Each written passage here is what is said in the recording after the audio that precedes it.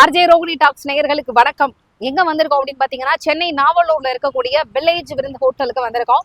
இங்க இருக்கக்கூடிய ஃபுட் எல்லாம் சாப்பிட்டு பார்த்து எப்படி இருக்கு அப்படின்னு சொல்லலாம்னு நினைச்சேன். ஏன்னா மண்பானை சமையல் டிபிக்கல் சவுத் ஸ்டைல்ல வந்து பண்றாங்க அப்படின்னு நிறைய பேர் சொன்னதுனால நானும் வந்து சாப்பிட்டு பார்த்து என்னோட எக்ஸ்பீரியன்ஸை ஷேர் பண்ணலாம்னு நினைச்சேன். இங்க உள்ள நுழைஞ்சதுமே வந்து பாத்தீங்கன்னா ஒரு பெரிய பர்த்டே பார்ட்டிக்காக 200 பேருக்கு சுட சுட சிக்கன் பிரியாணி வந்து தயார் பண்ணிக்கிட்டு இருந்தாங்க. எனக்கு ரொம்ப நாளாவே ஒரு ஆசை, இந்த மாதிரி விறகடுப்புல பிரியாணி செய்யறப்ப பக்கத்திலே நின்று கரண்டியை பிடிச்சி மாஸ்டர் கூட நின்று பில்டப்லாம் பண்ணி நானும் வந்து சமைச்சு பார்க்குற மாதிரி ஒரு பெரிய பில்டப் பண்ணி ஒரு இது பண்ணணும்னு ஆசை. ஸோ இன்னைக்கு இந்த பிரியாணி எப்படி செய்யறாங்க அப்படிங்கிறத உங்களுக்கு வீடியோவை சொல்ல போறேன். நீங்க நினைக்கலாம் ஊரே பிரியாணி அப்படின்னு போட்டா யூடியூப்ல வீடியோ கொட்டி கிடக்குது, இதுல என்னமா நீ புதுசா பண்ண போற அப்படின்னு கேட்பீங்க. ஆனா உண்மையிலேயே நீங்க கத்துக்கிறதுக்கு இந்த வீடியோல புதுசா ஒரு விஷயம் இருக்கு. ஏன்னா இது நாள் வரைக்கும் நான் கேள்விப்பட்ட பிரியாணி மெத்தட், ப்ரிப்பரேஷன் மெத்தட்ல இருந்து இவங்களுடைய இந்த சீரக சம்பா பிரியாணியோடைய ப்ரிப்பரேஷன் ஸ்டைல் வந்து பாத்தீங்கன்னா கொஞ்சம் வேரியேட் ஆயிருக்கு. ஸோ எனக்கு அந்த ஸ்டைலே வந்து பாத்தீங்கன்னா ரொம்ப யூனிக்காவும் பிடிச்சிருக்கு. எப்படி வந்து அதே பிரியாணியை நீங்க வீட்டுல செய்யணும் அப்படிங்கிறதுக்கு எல்லா ப்ரிப்பரேஷனையும் உங்களுக்கு ஓப்பனா சொல்லியும் கொடுக்குறாங்க. ஸோ என் கூட சேர்ந்து இந்த வீடியோவை நீங்களும் பார்த்து என்ஜாய் பண்ணுங்க, சேர்ந்து பிரியாணி செய்யலாம் வாங்க. நம்ம உள்ள வந்தாச்சு. ஆல்ரெடி பிரியாணி விறகடுப்புல செய்யறதுக்கு ஸ்டார்ட் பண்ணிட்டாங்க. வெளியில நான் வந்து இன்ட்ரடக்ஷன் கொடுத்துட்டு இருந்த கேப்ல வந்து பாத்தீங்கன்னா எண்ணெயை ஊத்தி வெங்காயத்தை போட்டு வறுக்க ஆரம்பிச்சிட்டாங்க. ஸோ அதோட சேர்த்து இவங்களுடைய புது மெத்தட் என்னன்னு பாத்தீங்கன்னா மிளகாய் தூளை அந்த வெங்காயத்தோட சேர்த்து வறுக்கிறாங்க. இது வந்து நான் எங்கேயுமே பார்க்காத ஒரு புது மெத்தடா தான் இருக்கு. ஸோ ஆரம்பத்திலே மிளகாய் தூளை வந்து போடுறதுக்கு பின்னாடி ஒரு பெரிய காரணம் சொல்றாங்க. என்னன்னா அந்த தூள் தான் வந்து பாத்தீங்கன்னா பிரியாணியோடைய கலருக்கு வந்து கொடுக்கும். அப்ப இத ப்ரௌன் கலர்ல அதை வறுக்கிறப்ப அந்த கலர் தான் பிரியாணிக்கு நேச்சுரலா ஒரு ப்ரௌன் கலரை கொடுக்கும். ஸோ நம்ம செய்ய போற பிரியாணி இந்த கலர்ல தான் இருக்கும் அப்படிங்கறதுனாலதான் இந்த மெத்தட்ல வந்து இவங்க ப்ரிப்பேர் பண்றாங்களா. ஸோ இதுவே எனக்கு வந்து பாத்தீங்கன்னா ரொம்ப ரொம்ப புதுசா இருந்தது. ஸோ ஆஃப்டர் இந்த வெங்காயம் நல்லா வறுபட்ட பிறகு, மிளகாய் தூள் நல்லா வறுபட்ட பிறகு, இஞ்சி பூண்டு பேஸ்ட்டை சேர்க்கிற டைம்ல நம்ம உள்ள களத்துல குதிச்சாச்சு.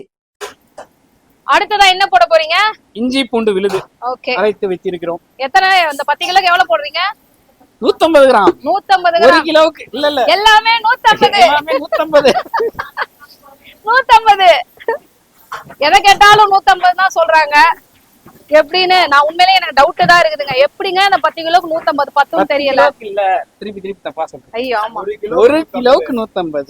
சாரி எதை கேட்டாலும் 150 கிராம் தான் சொல்றாரு. 10 கிலோ கால்குலேட் பண்ணி தான் ஊத்திருக்காங்க. எப்படி பார்த்தோன்னு டவுட்டா இருக்கு, சாப்பிட்டு பார்த்து தான் சொல்ல போறேன். சரி இப்போ என்ன போடுறீங்க? இப்போ வந்து பிரியாணிக்கான மசாலா போடுறோம். நாங்க வந்து அரைச்சு வச்சிருக்கோம். என்னன்னு உங்களுக்கு தெளிவா சொல்றேன். இப்ப டைம் இல்ல, உள்ள போட்டுருவோம். மல்லித்தூள் நம்ம அரைச்சு வச்சிருக்க கரம் மசாலா டைப்ல ஒரு மசாலா, மல்லித்தூள், பிரியாணி மசாலா, கொஞ்சம் கரம் மசாலா அதை போட்டுறோம். போடுங்க. வந்து நல்லா வந்து பாத்தீங்கன்னா எண்ணெயிலேயே வறுபடும். உண்மையிலே பிரியாணி மாஸ்டர்ஸ்லாம் ரொம்ப பாவம் தாங்க. 10 நிமிஷம் நிக்கிறதுக்கே வந்து அப்படியே இதாகுது. இந்த கலர் பாருங்க. இப்பவே நமக்கு தெரிஞ்சிடும் பிரியாணி என்ன கலர்ல வரப்போகுது. Brown colour. இந்த இதுல மசாலால வேகிறது தான் இந்த விஷயமே இருக்கு. சின்ன தீல அழகான. ஓகே, உங்க கடையில 1 கிலோ பிரியாணியோட ரேட் எவ்வளவு? இப்போ 1 கிலோ சிக்கன் பிரியாணி பாத்தீங்கன்னா நாங்க 1300 ரூபாய்க்கு பண்ணி தருவோம். ஓகே, பக்கெட்ல கொடுத்துருவீங்களா? பக்கெட்ல கொடுத்துருவோம். அதுல வந்து பாத்தீங்கன்னா 1 கிலோனா 1 கிலோ கிடையாது, 1 கிலோ கறி, 1.5 கிலோ ரைஸ். அப்ப கிட்டத்தட்ட 2.5 கிலோ கணக்கு. 1.5 படி. அதான் படி கணக்கு பாத்தீங்கன்னா இது 1.5 கிலோ கணக்கு வரும். மட்டன் பாத்தீங்கன்னா உங்களுக்கு 2300 பண்ணி தரோம். 2300. இது வந்து சிக்கன் வந்து 1300. நிறைய 8 to 10 பேர் தாராளமா சாப்பிடலாம். ஏன்னா நான் கேள்விப்பட்ட பல கடைகளை விட இந்த ரேட் வந்து கம்மியா தான் இருக்கு. முக்கியமான விஷயம் சின்ன வெங்காயம் யூஸ் பண்றது, அது யாரும் பண்ண மாட்டாங்க. நேச்சுரல் கலர்ஸ் வெளியில போர்டு வேணா வைப்பாங்க, கலர் யூஸ் பண்ண மாட்டோம், அஜினமோட்டோ யூஸ் பண்ண மாட்டோம்னு. ஆனா அதை பர்ஃபெக்டா அப்ளை பண்ணி பண்றது ரொம்ப ரொம்ப கம்மியான ஆட்கள் தான். சோ நான் லைவா பாத்துக்கிட்டு இருக்கேன். தக்காளி போடுறோம். தக்காளி மசாலா கொஞ்சம் வறுபட்ட உடனே இப்ப ஒவ்வொரு பொருளும் போடும் போது அந்த பொருள் வந்து பிடிக்கும் அந்த அடுப்புல. அப்ப அடுத்த take care of your sister. அதோட அடுத்த பொருளை போட்டுருவோம். இப்ப ஃபர்ஸ்ட் வந்து வெங்காயம் அடி பிடிக்கிற மாதிரி வந்தோம், புதினா போட்டோம். ஆமா, அப்புறம் புதினா பிடிக்கிற மாதிரி வந்தப்ப சின்ன வெங்காயம் போட்டோம். அந்த சின்ன வெங்காயம் பிடிக்கிற மாதிரி வந்தப்ப மசாலா போட்டோம். அடுத்து தக்காளி. இந்த எல்லாத்துலயுமே நீர் இருக்கும். அந்த நீர் ஃபுல்லா அப்படியே சுத்தமா போகும். இந்த பிரியாணி எல்லாம் ஒரு நாள் வச்சே சாப்பிடலாம், கெட்டு போகாதுங்க. பொதுவா பிரியாணி யாருமே வந்து வச்செல்லாம் சாப்பிட மாட்டாங்க. ஆனா நாங்கெல்லாம் வந்து முத நாள் ஃபங்க்ஷன்ல மீன் தெரிச்சுன்னா ஃப்ரிட்ஜ்ல எடுத்து வச்சு அடுத்த நாள் சூடு பண்ணி எல்லாம் சாப்பிட்டுருக்கோம். நான் உறுதியா கேரண்டி தரேன், சீரக சம்பா பிரியாணியை நீங்க எடுத்து வச்சு சாப்பிட்டாலும் எதுவுமே ஆகாதுங்க. டேஸ்ட் அதிகமா இருக்கும், மீன் குழம்பு மாதிரி. ஆமா, ஒரு நாள் வந்து இதானோடனே அதோட டேஸ்ட் வந்து பாத்தீங்கன்னா இன்னும் வந்து இதா இருக்கும். பட் பார்த்து இருந்துக்கோங்க இந்த மாதிரி அடுப்புல இருக்கிறப்ப. ஏன்னா நான் தான் கொஞ்சம் உஷாரா அந்த மாதிரி இது பண்ணிக்கணும்னு நினைக்கிறேன். உங்களை பாக்குறப்ப மாஸ்டர் மாதிரியே இல்லையே. நீங்க எப்படி பிரியாணி மாஸ்டரா இருக்கீங்க? அதுவே ஆச்சரியமா இருக்கு. நான் வந்து மாஸ்டர்னு சொல்றத நல்லா சாப்பிடுற ஆளு. ஓகே. நான் தேடி தேடி போய் சாப்பிடுவேன். சரி. அந்த காதல் தான் இந்த பிரியாணி எல்லாம் செய்ய வேண்டிய ஒரு விரும்பி செய்யக்கூடிய பொருள். நான் சரி, இந்த இடத்துல நானும் ஒரு உண்மையை சொல்லிடுறேன். அப்புறம் கமெண்ட்ல யாராவது கண்டுபிடிச்சு எங்களை சொல்லுவீங்க, இவர் வெறும் மாஸ்டர் மட்டும் இல்ல, எனக்கு வந்து மாஸ்டர் என்னுடைய பிரதர். அப்புறம் வந்து நீங்க சொல்லுவீங்க, ஏங்க நீங்களே குடும்பமா ஏதோ பண்றீங்களா அப்படின்னு சொல்லிட்டு. பட் உண்மையிலே சொல்றேன், அண்ணனா இருந்தாலும் நீதிடா, நியாயம்டா, நேர்வைடா, நல்லா இருந்தாதான் நல்லா இருக்குன்னு சொல்லுவேன். நல்லா இல்லைன்னா நல்லாதே இல்லைன்னு சொல்லிட்டு முகத்துல அடிச்ச மாதிரி நான் சொல்லிடுவேன். இன்னைக்கு நேரடியா பார்த்துட்டு கையோட அது என்ன பண்றாங்கன்றதெல்லாம் தெரிஞ்சுக்கிட்டு சாப்பிட்டு பார்த்துட்டு சொல்லலாம் அப்படிங்கறதுக்காக தான் லைவா நான் வந்து இறங்கியாச்சு. சரிங்களா, பாத்துருவோம்.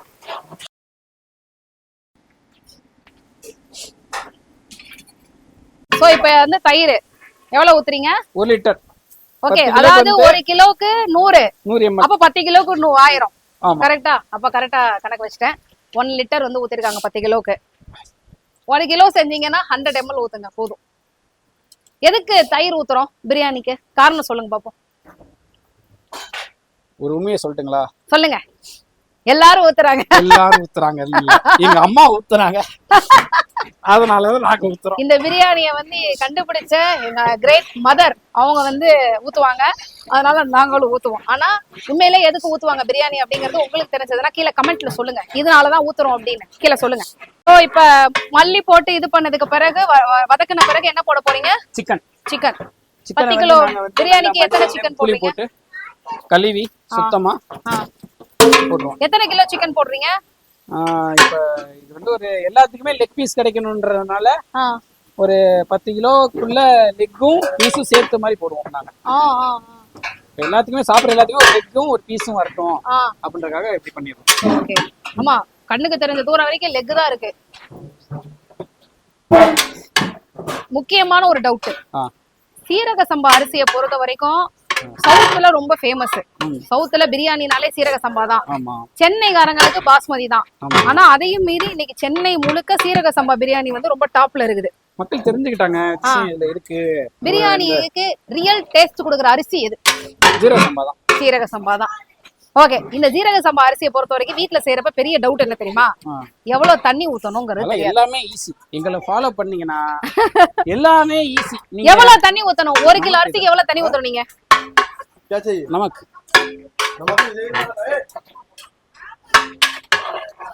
நாங்க வந்து எல்லாமே ஈஸியா உங்களுக்கு சொல்லி கொடுத்துருவோம். சரி, அதான் நான் 1 கிலோக்கு 1.5 தண்ணி, அவ்வளவுதான். 1க்கு 1.5 தண்ணி. பாஸ்மதினா? பாஸ்மதியும் வந்து இப்ப நான் சென்னையில வந்து வடிச்சு போடுவாங்க. இப்ப மெயினா உப்பு போட்டுடலாம். 1 கிலோக்கு வந்து 1 கை உப்பு. 1 கை உப்பு. நீங்க எதையுமே பார்க்க தேவையில்ல, அள்ளி போட்டுட்டு கவுண்டரிங் மட்டும் பார்த்து. நம்ம ஹைட்டுக்கெல்லாம் அண்டா மேல ஏறி நின்னுக்கிட்டனால கரெக்டா வரும்னு நினைக்கிறேன். 4 மாஸ்டர் கணக்கு கரெக்டா வைங்க. 5 6 7 8 9 இந்தாங்க. ஒரு 10 கை உப்பு போட்ட வேண்டியதான்.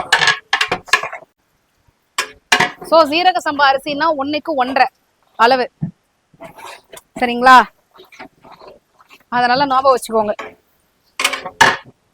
ஒரு சில அரிசி ரொம்ப பழைய அரிசியா இருந்ததுன்னா தண்ணி அதிகமாவே தேவைப்படும். ஓ, ஜாஸ்தி தேவைப்படும். தண்ணி பழைய அரிசியா இருந்ததுன்னா. இன்னும் ஒரு பெரிய டவுட், 1 கிலோ பிரியாணி செய்யறதுக்கு எவ்வளவு எண்ணெய் ஊத்தணும்? அதுவும் ரொம்ப ஈஸி தான். நாங்க வந்து இப்ப 250 ml மொத்தத்துக்கு எண்ணெய் நெய் எல்லாம் சேர்த்து 1 கிலோக்கு 250 ml. 250 ml 1 kilo. இப்ப நாங்க இந்த ரேஷி கொஞ்சம் வித்தியாசப்படுத்தி ஊத்துவோம். நெய் இப்ப மட்டன் பிரியாணினா பாதி எண்ணெய் பாதி நெய் 250 ml ஊற்றினா போதும் மொத்தத்துக்கு. இப்போ நம்ம கடலை எண்ணெயும் தேங்காய் எண்ணெய் ஊற்றுறோம்னா 150 தேங்காய் எண்ணெய் 150 கடலை எண்ணெய், ஒரு 50 நல்லெண்ணெய், 50 தேங்காய் எண்ணெய், 150 கடலை எண்ணெய், ஒரு 50 நெய். தேங்காய் எண்ணெய் ஊற்றுறீங்களா? ஆமாம், அது ஒரு டேஸ்ட் கொடுக்கும். 1க்கு 1.5 தண்ணி. இப்போ மூடியாச்சு, ஒலை ஊற்றி தட்டு போட்டு மூடிட்டோம். ஒலை வரட்டும், கொதி வரட்டும். ரெடி ஆயிடுச்சுங்க பாருங்க. நல்லா பக்கம் ஆவி வர ஆரம்பிச்சிருச்சு.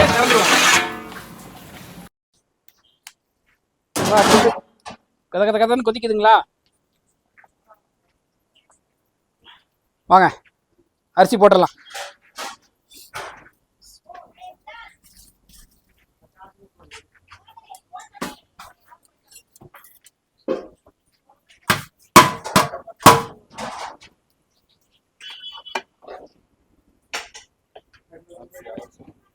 அரிசி அதான் 10 கிலோவுக்கு வந்து ஒரு 1க்கு 1.5 தண்ணி ஊற்றிருக்கோம் நம்ம. அரிசி போட்டு ஒரு அரிசி வந்து போட்டால் ஒரு 8 to 10 நிமிஷத்தில் இந்த அரிசி வந்து முடிச்சிடணுங்க. 8 to 10 நிமிஷம். அதுக்கு முன்னையும் வரக்கூடாது, அது தாண்டியும் போயிடுச்சுன்னா குழஞ்சிரும். அதுக்கு முன்ன இதாச்சுன்னா உங்களுக்கு தண்ணி பற்றாமல் உங்களுக்கு வேற வேறையாக மாறிடும். அதை மட்டும் பார்த்துங்க. நல்லா இந்த அரிசி போட்டதுக்கப்புறம் அப்படியே சின்னதாக கொஞ்சம் கொஞ்சமாக அப்படியே கிண்டிக்கிட்டே இருக்கணும், விட்டுறக்கூடாது. ஆனால் உட்காந்துருவோம், அடி பிடிச்சிரும். அப்படியே வந்து நல்லா தண்ணி வந்து நல்லா சுண்டிடுச்சு. லைட்டாக தான் இருக்குது, இப்போ கொஞ்சோண்டு இருக்குது. அந்த அளவுக்கு வந்தோடனே அப்படியே நம்ம தம் போட்டுருவோம். தம் வந்து பார்த்திங்கன்னா 20 நிமிஷம் தம்மு, சரிங்களா? ஸோ 20 மினிட்ஸ் தம்மு. நம்ம அழகாக அப்படியே இந்த கங்கெல்லாம் எடுத்து அப்படியே நல்லா அரிசி நல்லா ஊறி சூப்பராக வந்திருக்கு. பாருங்கள் எவ்வளோ பிரியாணி வந்துருக்கு பாருங்கள் 10 கிலோவில்.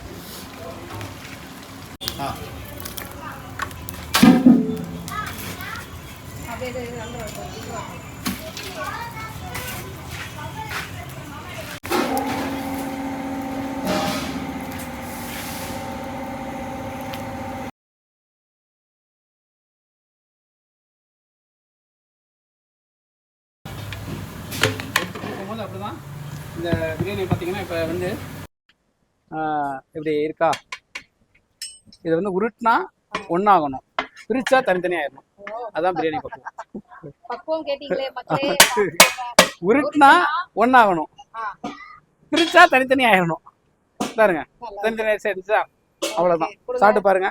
கொஞ்சம் ஃபஸ்ட்டு தீக்கி போட்டுருவோம். சாப்பிட்டு பாருங்க.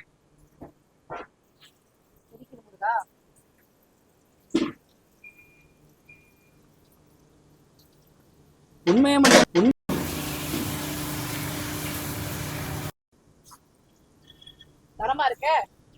எப்படி இருக்குங்க? ஏதாவது பொருள் போட்டோமா? ரசாயன பொருள், கலப்பட பொருள் ஏதாவது போட்டோமா? எதுவுமே போடல. நேச்சர், அவ்வளவுதான். உண்மையிலே செம டேஸ்ட் மகளே. எந்த வித கடமை வருமா ஒர்த்து. உண்மையிலே சூப்பரா இருக்கு. கறி வந்து பக்குவம். நம்ம அந்த வெங்காயத்தை இது பண்ணீங்க பாத்தீங்களா, அதான் அந்த கலர். அந்த வெங்காயத்தை வந்து கருகுற வரைக்கும் இருக்கணும், ஆனா கருக கூடாது. அந்த டைம்ல புதினா போட்டு காப்பாத்திடுறோம். அதான் அந்த கலர். இப்படி டேஸ்ட் பண்ணா நமக்கு டேஸ்ட் தெரியாது, நம்ம ஸ்டைல்ல நம்ம டேஸ்ட் பண்ணலாம். வாங்க. பிரியாணி எல்லாம் சும்மா கையில அப்படியெல்லாம் வச்சு டேஸ்ட் பண்ணக்கூடாதுங்க, அதுக்கு ஒரு மெத்தட் இருக்குங்க பாருங்க.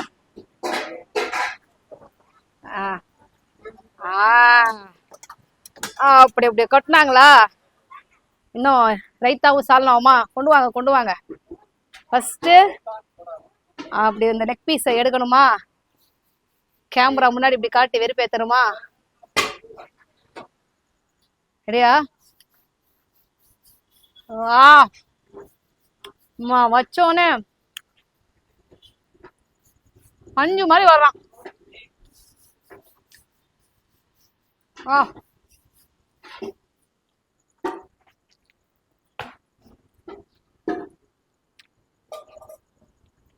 இப்படி சாப்பிடணும். அப்புறம் இந்த அரிசிய கொஞ்சோண்டு எடுத்து